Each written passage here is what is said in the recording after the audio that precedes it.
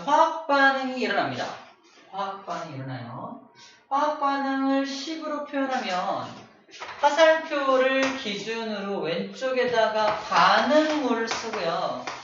오른쪽에다가 생성물을 쓰잖아. 그래서 여기 나오는 반응물과 생성물이란 바로 화학식상에서 왼쪽에 있는 게 반응물, 오른쪽에 있는 게 생성물이 됩니다. 근데 반응물이 생성물로 변해갈 때 만약에 반응물의 에너지가 겁나 많았어. 생성물로 빡 바뀌었더니 에너지가 적은 물질로 바뀌네? 그러면 중간에 뭘 방출해야 돼? 열을 방출해야겠네. 그러니까 화학 반응이 일어날 때 에너지가 떨어져야 되니까 열을 방출할 수밖에 없는 반응을 뭐라고 한다? 발열 반응이라고 하는 거죠. 열을 밖으로 방출하는, 발열하는 반응. 반대 그래프도 볼게요. 반대 그래프로. 반응물이 에너지가 적고요. 생성물의 에너지가 엄청 많아. 그럼 반응물들이 생성물로 바뀌어갈 때 에너지를 막 공급해줘야 될 거 아니야? 그럼 반응물의 입장에서 에너지를 막 흡수해야 되죠. 그래서 흡열 반응이라고 말하는 겁니다. 이건 흡열 반응. 열을 흡수한다라는 뜻이에요. 자, 그럼 내가 발열 반응을 하면 나는 열을 뺏기죠.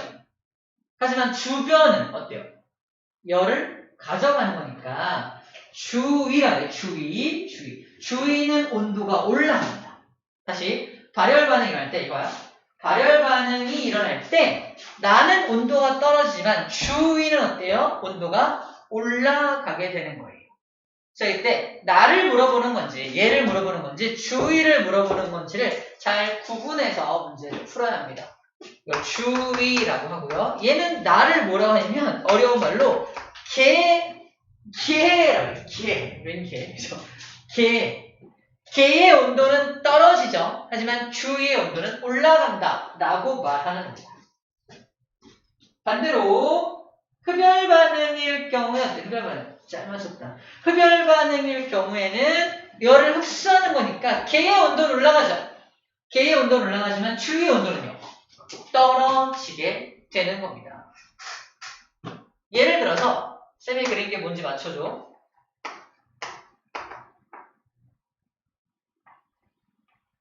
뭐예요?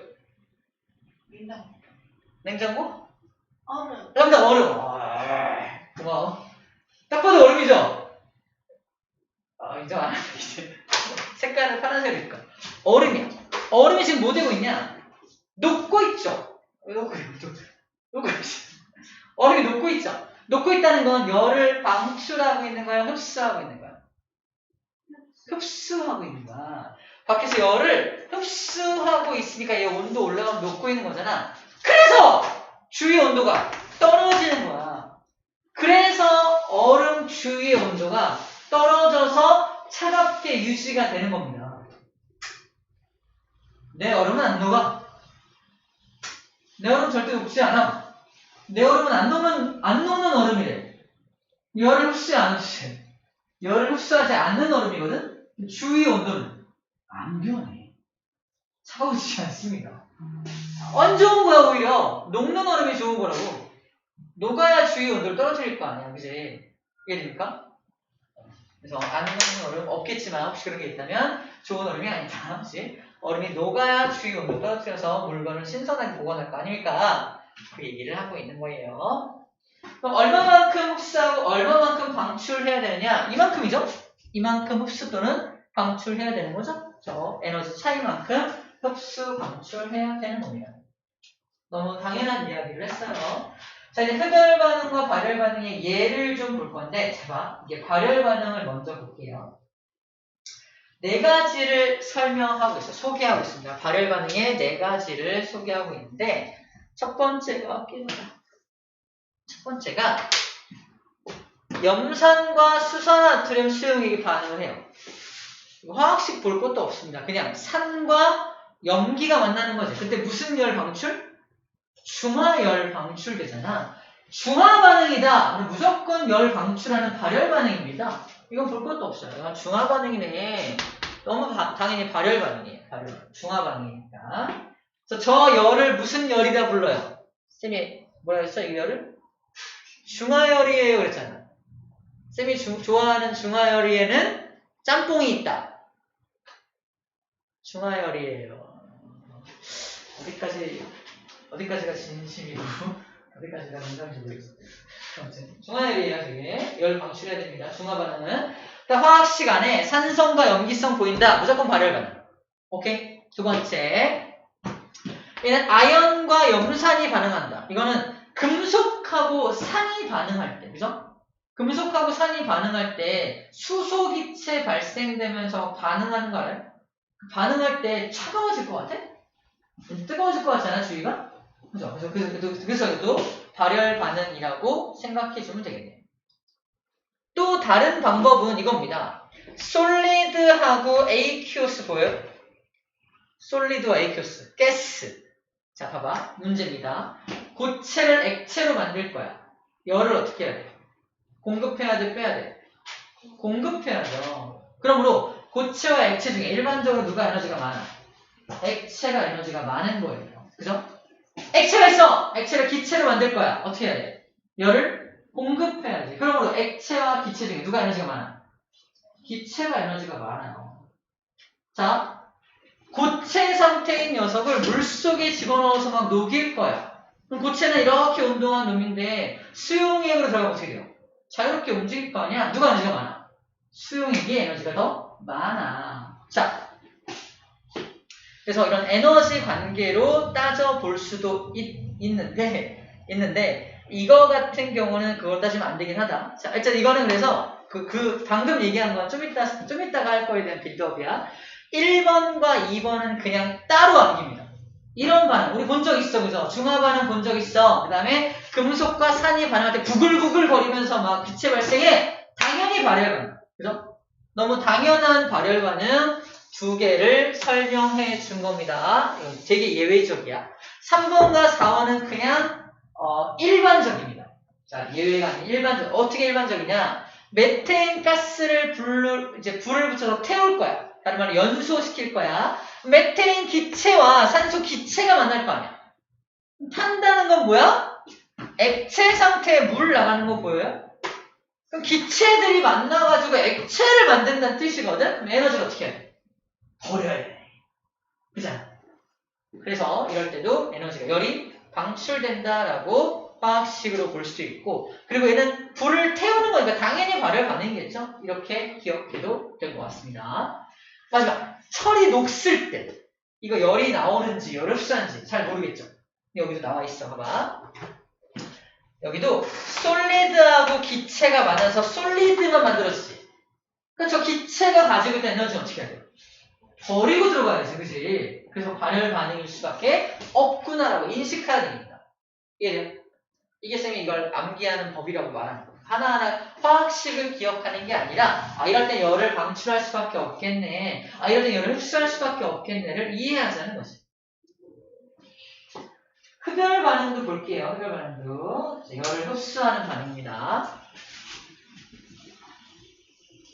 열을 흡수하는 것도 너무 당연한 것들 먼저 정리할게요. 광합성. 빛에너지를 넣어줘서 합성하는 거니까 당연히 흡열 반응이죠. 너무 당연한 흡열 반응입니다. 흡열 반응이요. 자, 그리고 다 이상한 예들만 나와 있는데 봐봐. 흡열을 하면 그 녀석은 에너지가 많아질 거 아니야? 고체가 흡열하면 액체나 기체가 되겠죠. 그래서 이거는 고체 상태인 녀석이 열을 흡수해서 액체, 기체로 바뀌는 거 보여요? 상태만 보면 됩니다. 이거 흡열이겠네. 이해돼? 흡열이겠네. 이걸 좀 읽어보면 이래요. 탄산수소 나트륨의 열분해. 열을 공급해서 분해하는 거니까 당연히 흡열 반응이겠죠. 그지? 네, 화학식만 보고도 흡열 반응인 걸 눈치챌 수가 있다. 라고 말하고 있는 거고요. 얘도 마찬가지야. 솔리드와 솔리드를 만나게 해서 aqueous하고 리퀴드 가스 만나는 거 보여요? 솔리드끼리 만나게 해서 리퀴드 번개 쳤어요. 방금도? 와우. 번개. 이제 쿨로 머리는 뭐야? 집에 가야 할 것 같은데. 그래. 감사합니다. 미끄러워. 가야 될 것 같다. 직화해야 될 것 같다고? 지금 빛이 도달하고 나서 약 2, 3초간의 여유가 있는 거라서 저 번개는 여쯤에서 발생되는 겁니다. 빛의 속도를 고려했을 때 우리 물리식의 현상입니다. 아무튼 솔리드들이 지금 액체, 기체, 아이큐에서 바뀌는 보이죠? 당연히 열을 흡수해야겠네, 그죠? 읽어보면 이래요. 수산화, 바륨, 탄수화물과 질산, 암모늄의 반응은 뭔지 모르겠어. 화학식을 딱 줘. 아, 흡연이네. 그냥 보이는 얘기입니다. 이걸 외우는 게 아니라 이 상태들을 보고서 판단할 수 있다는 얘기를 하는 거예요. 얘도 마찬가지야. 질산, 암모늄, 용해. 질산, 암모늄을 용해시킨대. 얘가 녹아 들어가면서 어떻게 될까? 모르겠어. 이게 열이 나서 이 용액이 뜨거워지는지 용액이 차가워지는지 모르겠어. 근데 화학식을 보니까 솔리드가 녹아서 AQO3이 되고 있죠. 열을 흡수해야겠네 라고 인식할 수 있다는 거예요. 그죠? 근데 나머지 요거 하나만 우리 광합성 알고 있잖아. 광합성만 좀 예외적이야. 왜? 봐봐. 기체 만나서 솔리드만 여기 있죠. 근데 흡연이야. 그래서 이거 광합성에 저걸 적용하면 안 돼. 흔히 알고 있는 거는 적용하지 않고 당연한 거로 넘어가고 우리 잘 모르는 것들에 대해서는 이렇게 상태로 접근하면 다 맞출 수 있다 라고 얘기하는 겁니다. 우리는 이게 흡연인지 발열인지만 알면 됩니다. 흡연인지 발열인지만 알면 돼요. 그리고 혹시라도 화학식을 주지 않을 경우를 대비해서 시험 전에는 이걸 기억해야죠.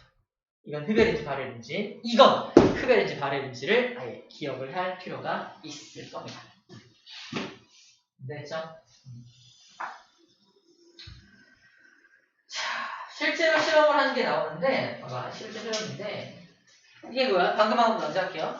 삼각 플라스크에 BaOH2랑 8H2O를 넣었다. 수산화 바륨과 탈수화물 질산 암모늄을 넣었다는 거예요. 그 다음에 넣은 다음에 처음 온도를 측정을 하고요. 잘 섞고 나서 온도를 측정했더니 온도가 낮아졌대요.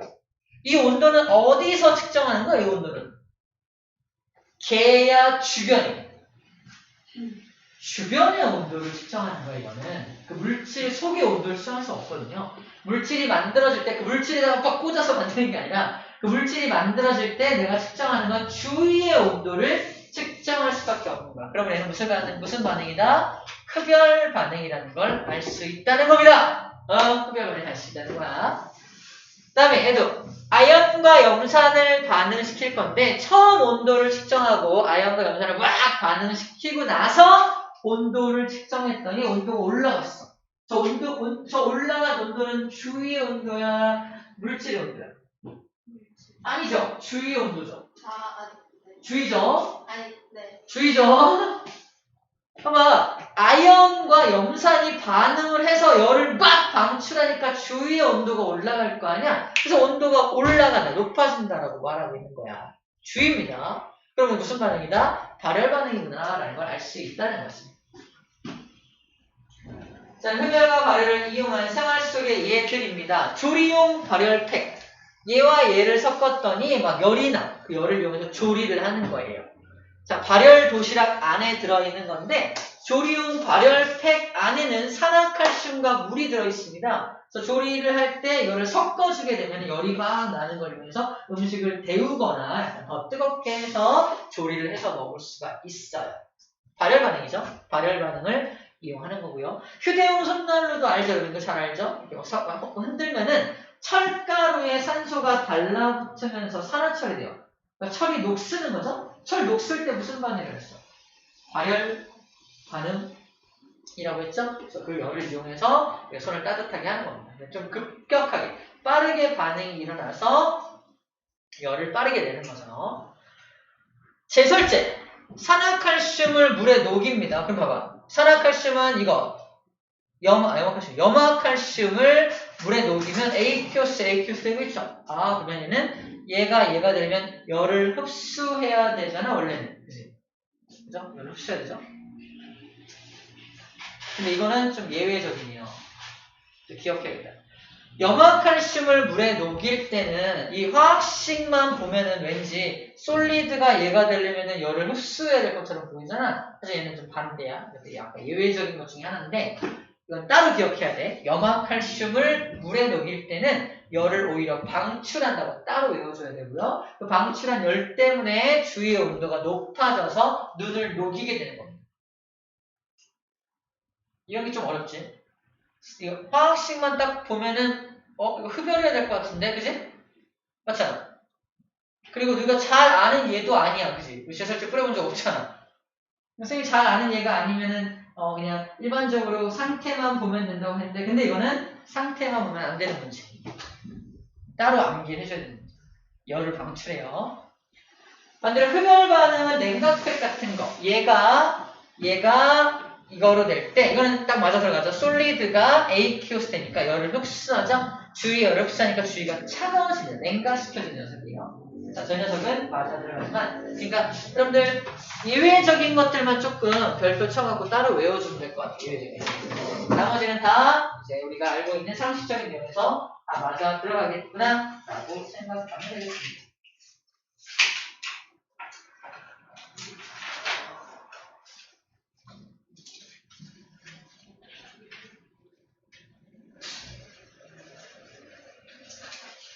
잠깐 이걸 볼게요. 혹시 책에서 나올까요? 에너지를 소모하는 반. 예를 들어서 전기 에너지를 흡수해서 물을 전기분해시켜.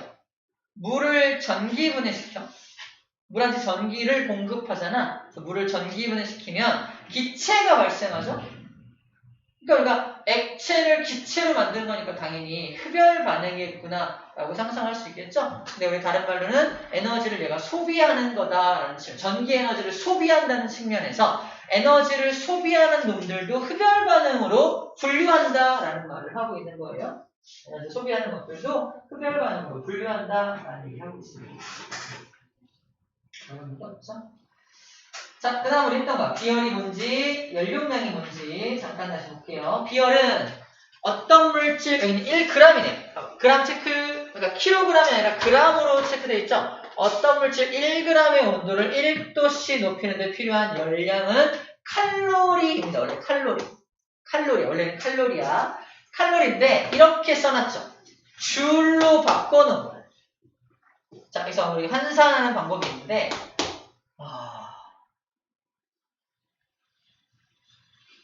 4.2줄인가?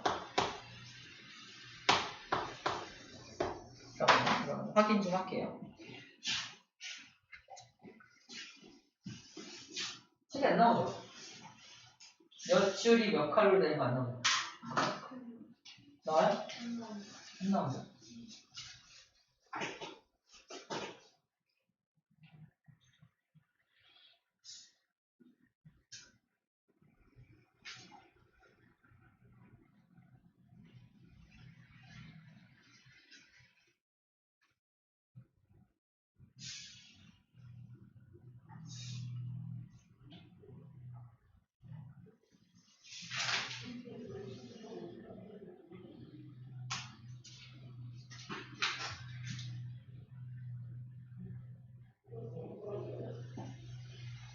맞네요.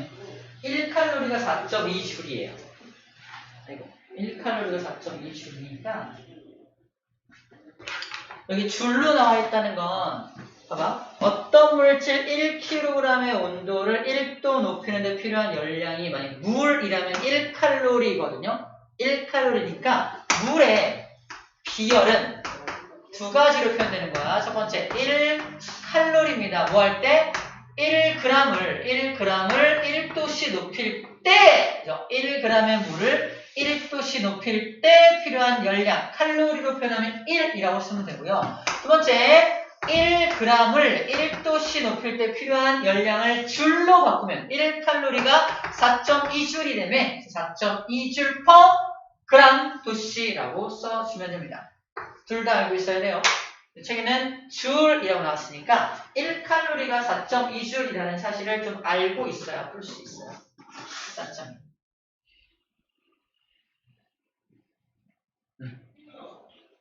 그리고 만약에 여기가 칼로리가 그램이 아니라 어떤 물질 1kg이라고 나와 있고 어떤 물질 1kg을 1도씨 높이는 데 필요한 열량이라고 써 있다면 이게 답은 1kcal가 되거든요. 근데 1칼로리가 4.2줄이니까 1kcal는요? 1kcal는 곱하기 여기다 1000 하는 거거든요. 어떻게 돼요? 하나, 둘, 셋 하면 4200줄이 나옵니다. 4200줄이 나옵니다. 그래서 1kcal는 무려 4200줄의 에너지를 냅니다. 맞나요? 하나, 둘, 셋. 맞죠? 4200줄이에요. 1000 곱하는 거니까.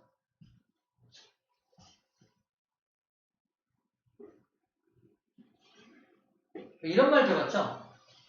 지방 1g을 분해시키면 거기서 얼마의 킬로칼로리 나온다고요? 무려 9kcal가 나와요. 지방 1g은 9kcal의 열량을 낼 수 있습니다. 9kcal면 1kcal가 4200줄이니까 9kcal면 곱하기 9한 만큼이죠. 94, 36, 36,000줄이 넘어가요.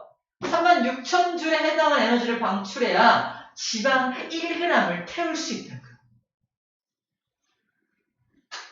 배를 가리키는 건 뱃속에 지방이 많기 때문인데 어차피 살 빼는 게 너무너무 어려운 일이다라는 말을 하고 있는 겁니다. 굉장히 많은 열량을 소비해야 1g이 빠져요. 이해돼요?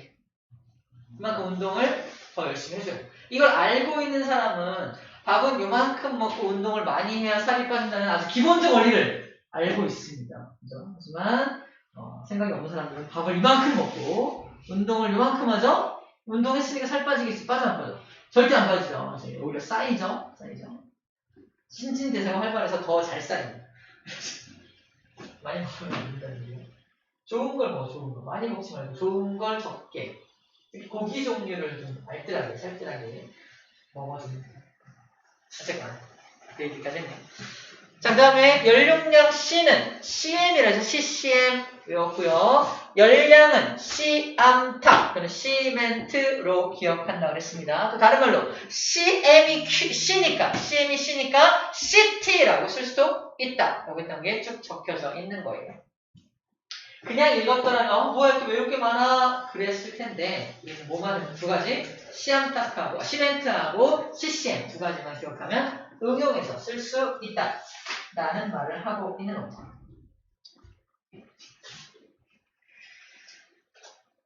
자, 다 했어요. 이제 열량계만 볼게요. 열량계는 두 종류가 있습니다. 첫 번째는 안 좋은 거, 두 번째는 좋은 거. 끝. 안 좋은 거 먼저 볼게요. 안 좋은 걸 다른 말로 간이 열량계라고 해요. 간이 열량계. 구조가 간단해서 되게 쉽게 사용할 수는 있지만, 자, 봐봐. 어떻게 하는 거냐면 여기다 물질을 집어넣어. 반응물을 집어넣고 반응을 막 시킨다? 열이 막 방출된다면 물의 온도가 올라가겠죠. 자, 그러면 그 물질이 반응을 해. 화학 반응을 해서 방출한 열의 양과 물이 흡수한 열의 양이 어떨까? 같겠죠. 화학 물질이 방출한 열의 양과 물이 흡수한 열의 양은 같겠죠. 그지? 그래서 물이 흡수한 열의 양, 얘도 Q는 CMT로 구하죠? 방출한 열의 양도 Q는 CMT로 구할 거 아니야. 그치? 이 둘의 양이 같아야 될 거 아닙니까? 자, 그래서 우린 뭘 할 수 있다? 이건 온도계가 물에 꽂혀 있잖아. 그러니까 물의 온도 변화 알 수 있어. 물의 질량 내가 알 수 있어. 물을 얼만큼 넣는지 알 수 있으니까. 물의 비열도 알죠. 그러므로 이 온도 변화만 측정하면 이 물이 받은 열의 양을 알 수 있다는 거야. 그래서 이 값이 만약에 100이었다라고 알아냈어. 그다음 여기서 이거 하는 겁니다.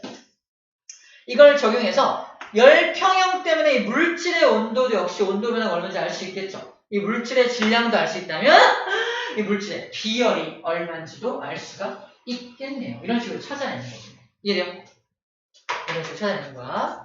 자, 중요한 건 여기서 방출된 열이 모조리 물한테 다 갈까? 대충 만든 열량계이기 때문에 밖으로 빠져나가는 열도 있겠죠. 그걸 고려해줘야 됩니다.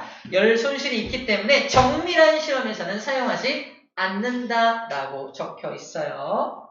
주로 이제 중화 반응이나 이런 곳에서 이제 용해나 중화 반응에서 이제 방출하는 열을 측정할 때 많이 사용하는 게 간이 열량계라면 제대로 된 정밀한 실험에서 뭘 사용하냐? 바로 통열량계를 사용합니다. 얘가 통열량계인데 뭔가 좀 다르죠? 단열용기, 강철용기 막 이런 들어있죠. 시료 접시가 이 안에 따로 들어있죠.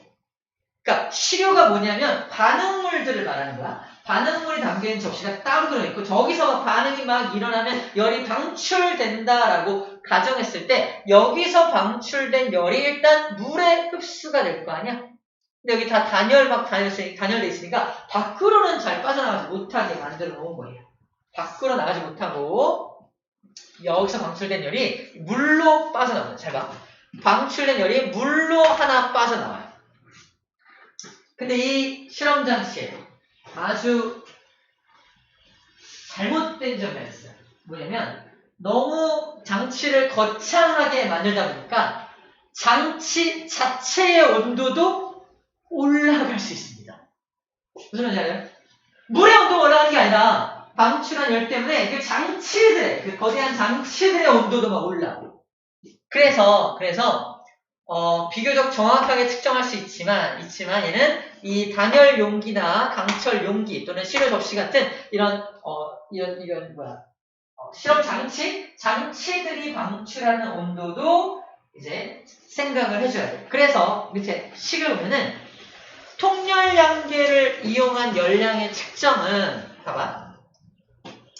첫 번째, 얘가 방출한 열량을 구할 때 첫 번째, 물이 얻거나 이들은 열량 플러스 통열량계 자체가, 열량계라는 기계장치 자체가 얻거나 이런 열량을 뭐 해야 한다? 더해 주어야 합니다. 이를 더해 줘야 돼. 물이 얻거나 이런 열량은 시암탉으로 구할 수 있겠죠. 그지? 물이 얻거나 이런 열량은 시암탉으로 구할 수 있어요. 물이니까 닫아주세요. 눌러야 돼. 네, 눌러요. 빨리 해요.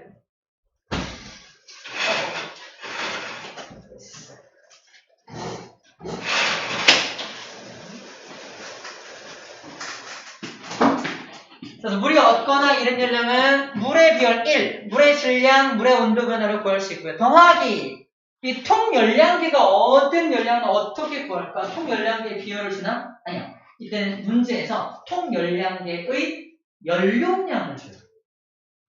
그럼 열량을 볼 때 어떻게 해요? 연용량 곱하기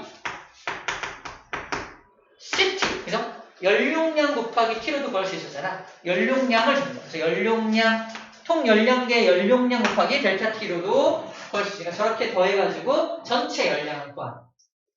얘가 정밀하긴 하지만 열량계 자체의 온도가 올라갈 수 있으니까 저런 과정을 하나 더 추가해 주어야겠구나 라는 것까지 기억하면 되겠습니다. 끝! 288쪽에 바로 문제 풀면서 실전 문제 해봅시다.